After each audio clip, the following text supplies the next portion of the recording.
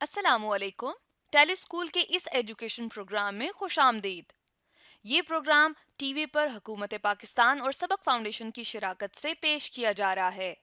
इसके लेसन्स पाकिस्तान के तमाम तालीमी बोर्ड बशमूल कैम्ब्रिज के सिलेबस के मुताबिक तैयार किए गए हैं, जिसमें एजुकेशन कंटेंट सबक फाउंडेशन प्रोवाइड कर रही है। सबक फाउंडेशन की वेबसाइट sabak.pk पर केजी से 12वीं जमात तक वीडियोस और प्रैक्टिस टेस्ट बिल्कुल मुफ्त दस्तयाब हैं। जनरल मैथमेटिक्स के लेसन में आज का हमारा टॉपिक है सॉल्विंग साइमल्टेनियस इक्वेशंस। ये फेडरल बोर्ड और पंजाब बोर्ड की क्लास 10th में चैप्टर 6 मैट्रिसेस एंड डिटर्मिनेंट्स का टॉपिक है। सिंध बोर्ड में chapter 9 algebraic sentences matrices and equations का टॉपिक है और केपी के बोर्ड में ये टॉपिक चैप्टर नंबर 1 में है। इस लेसन के बाद स्टूडेंट्स साइमल्टेनियस इक्वेशंस को मैट्रिक्स इन्वर्जन मेथड और क्रैमर्स रूल की मदद से सॉल्व कर सकेंगे।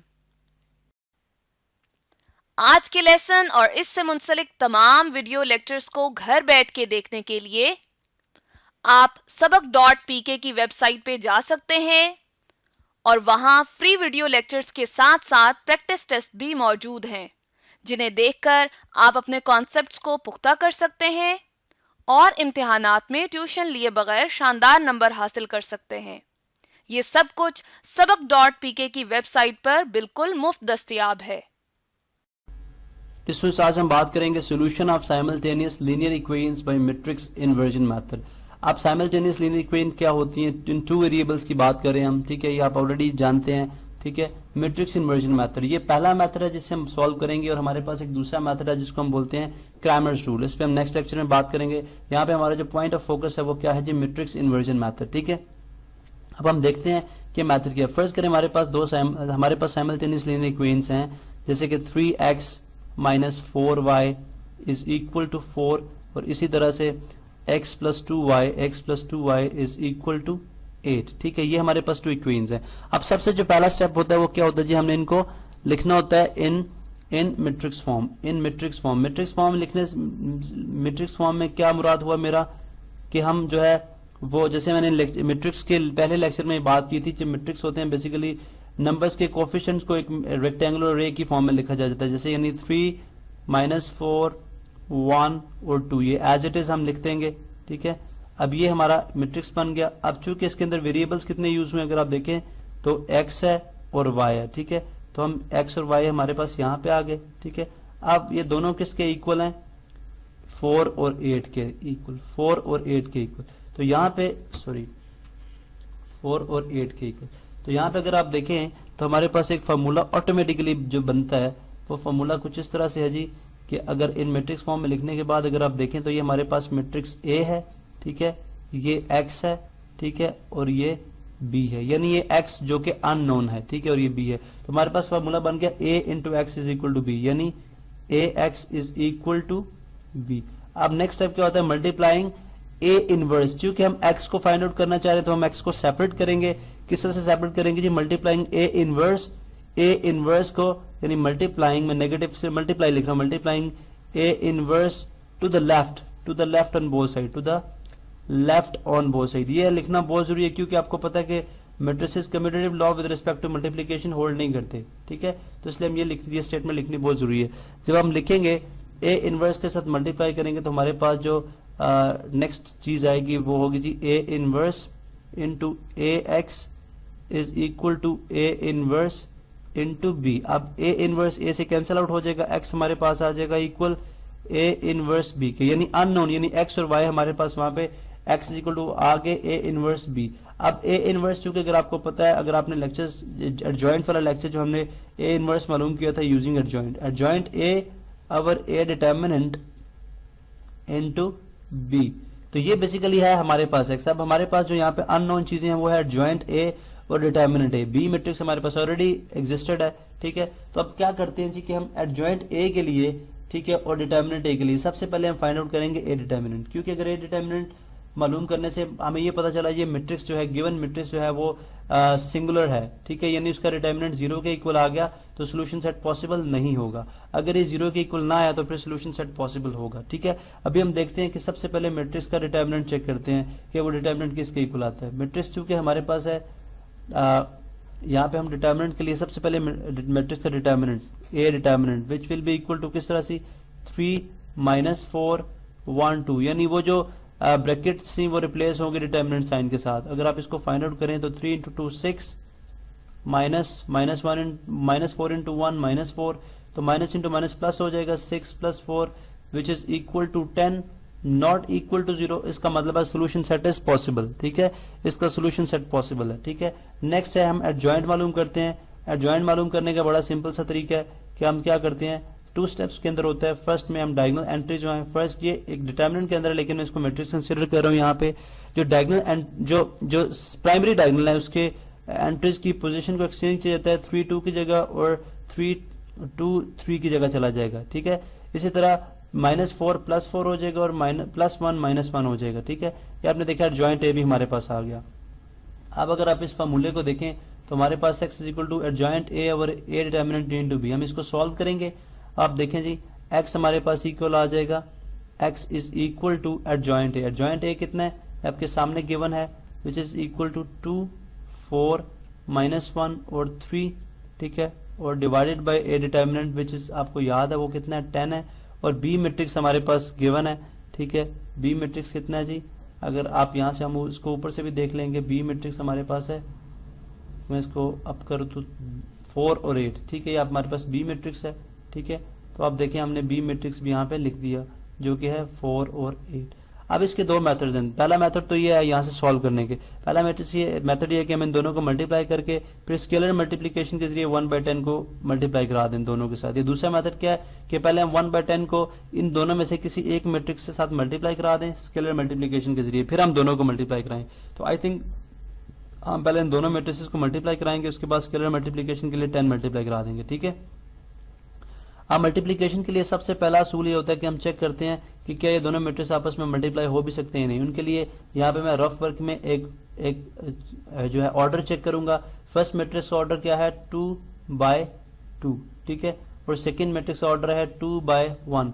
तो पता चला जी हमारे पास ये जो फर्स्ट मैट्रिक्स की जो यहाँ पे कलर चेंज कर लूँ, पता यहाँ से ये चलता है जी फर्स्ट मैट्रिक्स का जो कॉलम्स हैं वो सेकंड मैट्रिक्स की रोज के बराबर है, इसका मतलब मल्टीप्लिकेशन पॉसिबल है। तो अब हम इनको मल्टीप्लाई करेंगे यहाँ से, किस तरह से मल्टीप्लाई करेंगे, first row first column 4 into 2 8 and 8 into 4 32, ठीक है। इसी तरह -1 इंटू 4 -1 यानी सेकेंड रो फिर फर्स्ट कॉलम, ठीक है। कॉलम चूंकि हमारे पास एक ही है, -1 इंटू 4 -4 और 8 इंटू 3 24, ठीक है, 24 डिवाइडेड बाय 10, ठीक है, डिवाइडेड बाय 10। मजीद इसको सॉल्व करते हैं, ठीक है। तो अब याद रहे कि ये चीज x के इक्वल है। अगर मैं x को यहां से रिप्लेस कर दूं तो x बेसिकली किसके इक्वल है, x और y के। x एक ऐसा मैट्रिक्स है जो x और y के इक्वल है, ठीक है। अब आप देखें कि 8 प्लस 32 प्लस 8 हो जाएगा 40, ठीक है, और 24 माइनस 4 20, ठीक है, और इसके साथ मल्टीप्लाई क्या कराना है हमने 1/10। अब स्केलर मल्टीप्लिकेशन के थ्रू जब हम इनको मल्टीप्लाई कराएंगे तो हमारे पास x और y जो है वो किस के इक्वल आ जाएगा जी, 40 डिवाइडेड बाय 10, ठीक है, इसी तरह 20 डिवाइडेड बाय 10। स्केलर मल्टीप्लिकेशन के तहत यही था कि जो नंबर है बाहर वो दोनों तमाम एलिमेंट के साथ मल्टीप्लाई होगा, ठीक है। 10 4 टाइम्स हो जाएगा 40 और 10 2 टाइम्स हो जाएगा 20। तो x और y आ जाएगा हमारे पास, x और y हमारे पास आ जाएगा, x एंड y जो इक्वल होंगे इक्वल हो जाएंगे जी 4 और 2 के इक्वल। अब चूंकि अगर मैंने आपको थर्ड लेक्चर में हमने बात की थी इक्विवेलेंट मैट्रिसेस की। अगर x y और 4 2 आपस में इक्विवेलेंट मैट्रिसेस हैं, चूंकि इक्वलिटी जाहिर करिए कि आपस में इक्विवेलेंट मैट्रिसेस हैं, फिर इनकी करस्पॉन्डिंग एलिमेंट्स आपस में इक्वल होंगे या करस्पॉन्डिंग एंट्रीज आपस में इक्वल होंगे। इसका मतलब ये जी x इज इक्वल टू होगा 4 और y इज इक्वल टू होगा 2, ठीक है। तो आपने देखा कि हमने किस x और y को यानी साइमल्टेनियस लीनियर इक्वेशंस के सॉल्यूशन सेट को फाइंड आउट किया by using one of the method which is known as matrix inversion method, ठीक है। अब इसी सवाल को हम अगले लेक्चर में सॉल्व करेंगे बाय क्रैमर्स रूल।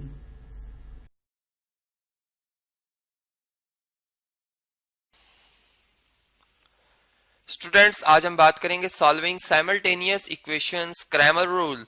मतलब कि क्रैमर रूल से हम किस तरह से ये जो तीन हमारे पास इक्वेशंस हैं, ठीक है, जिन्हें हम लीनियर इक्वेशन कहेंगे लेकिन में 3 वेरिएबल्स आ रहे हैं, जो कि लाइंस को रिप्रेजेंट कर रही हैं कि देखना है कि इनका सोल्यूशन कैसे मिल सकता है हमें।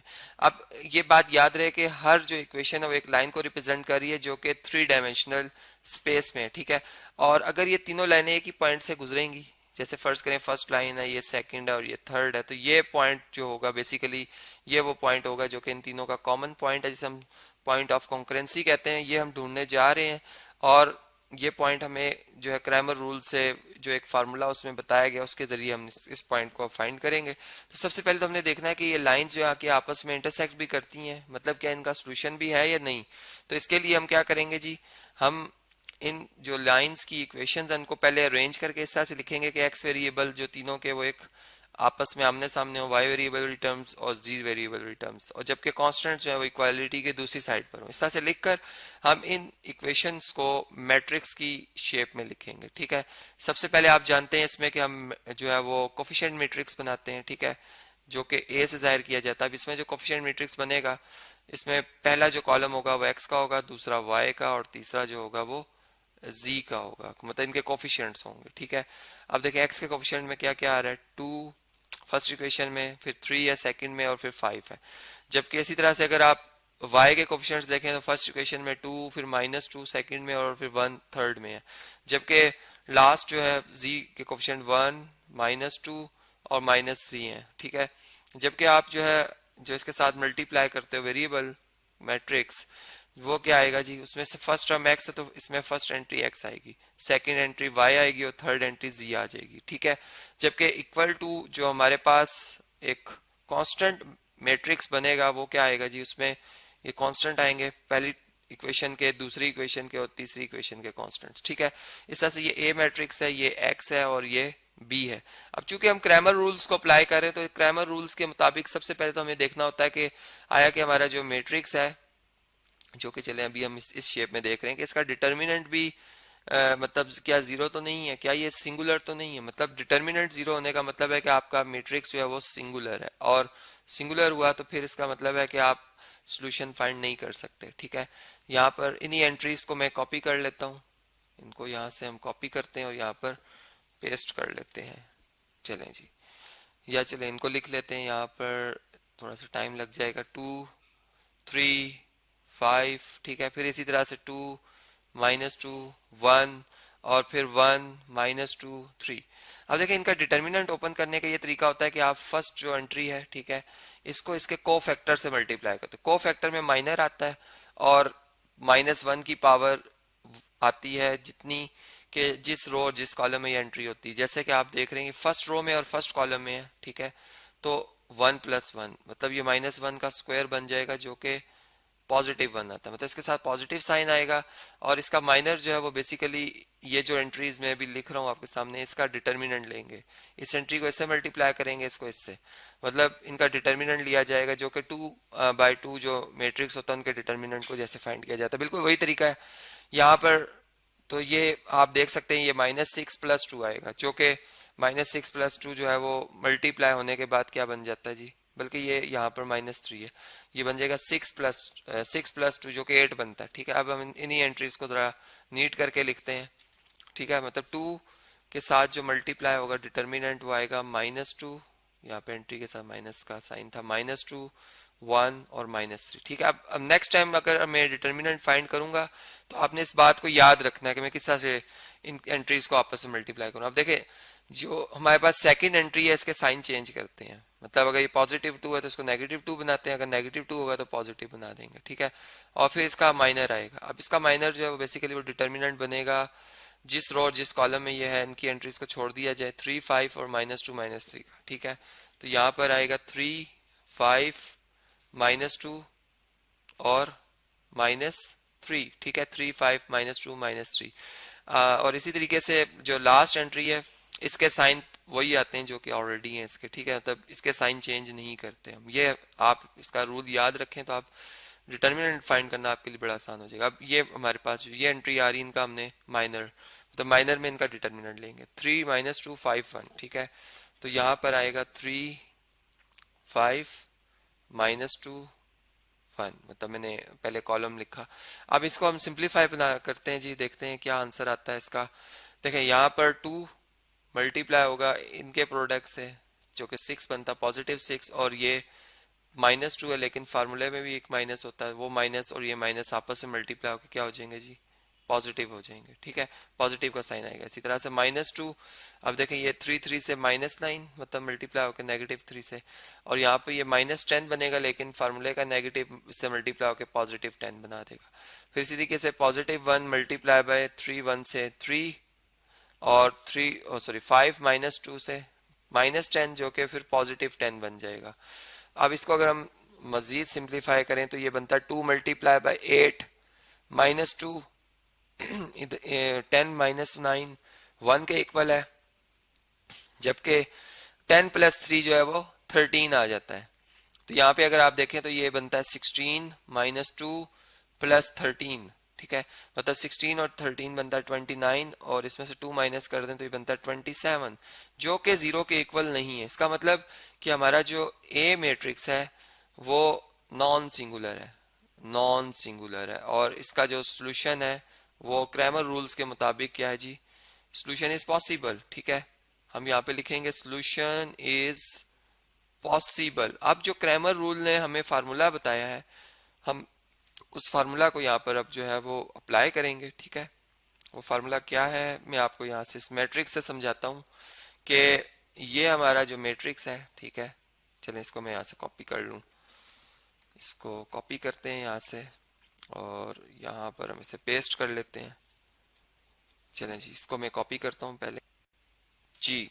अब ये देख लें आपके जो हमारे पास क्रैमर रूल्स हैं उसके मुताबिक जो x है वेरिएबल, ठीक है, ये बेसिकली इक्वल होता है ax मैट्रिक्स के determinant over a matrix determinant के।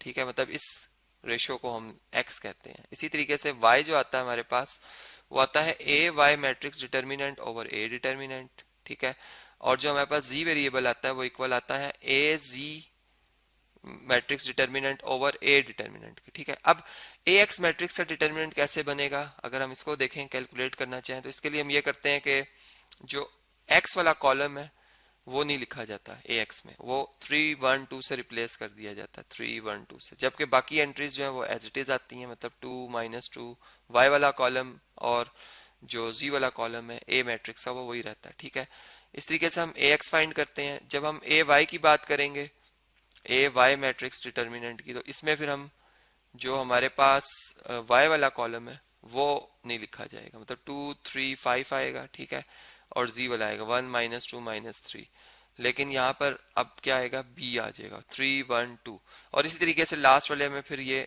हमारे पास जो जी वाला कॉलम है वो नहीं आएगा। ठीक है, तो वो मैं लिख देता हूँ यहाँ पर। अब चूंकि हमारे पास स्पेस थोड़ा कम है तो ए जी जो हमारे पास आएगा वो बन जाएगा 2 3 5। ठीक है, यहाँ पर फिर यहाँ पे आएगा 2 -2 1, यहाँ पे आ जाएगा 3 1 2। ठीक है, अब इन डिटर्मिनेंट्स को मैंने सॉल्व किया हुआ है। ठीक है, इनके आंसर्स मैंने लिखे हुए हैं। इसका आंसर जो है ए एक्स का ये हमारे पास 27 आता है, ए वाई का 0 आता है, और ए जी का जो है वो 27 आता है। ठीक है, अब इन वैल्यूज को आप अगर इन ऊपर गिवन इक्वेशंस में लिख दें तो आपको x मिल जाएगा, x आ जाएगा ए एक्स डिटर्मिनेंट क्या है जी मैट्रिक्स का 27, जबकि ए डिटर्मिनेंट 27 था, तो ये आ जाएगा 1, y आ जाएगा 0/27 जो कि 0 के इक्वल है, और z इक्वल टू आ जाएगा 27/27 जो कि आ जाएगा इक्वल टू 1। तो ये x y z की जो ये वैल्यूज हैं ये हमारे पास क्या है जी, इसका सोल्यूशन सेट है, जिसको कि हम एक ऑर्डर पेयर में,